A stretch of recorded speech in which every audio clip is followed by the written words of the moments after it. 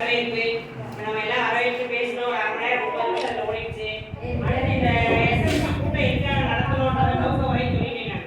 2 ஆண்டுகளுக்கு ஒரு முறை என்ன செய்வோம்? மறுகட்டமைப்பு செய்வோம். 3வது என்னன்னு சொன்னா, பள்ளி மேலாண்மை குழு உறுப்பினர்கள் 18 நபர்கள் சுய உதவிக்குழு உறுப்பினர் உட்பட தேர்வு செய்தவங்க பேரெல்லாம் நான் நீங்க எழுதி போட்டாச்சு. அடுத்து தலைவரை தேர்வு செய்தவர்கள் தலைவரை தேர்வு செய்வதற்கு பெண்களுக்கு தான் முன்னுரிமை கொடுக்கணும்னால பெண்கள் நம்ம தேர்வு செஞ்சுட்டோம்.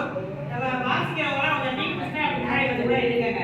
தலைவர் உறுப்பினர் மகாலட்சுமி வந்துருங்க. இப்போதைக்கு இப்ப துணைத் தலைவர் நம்ம நதியா வந்து இருக்காங்க. இப்ப அங்க இருக்கும்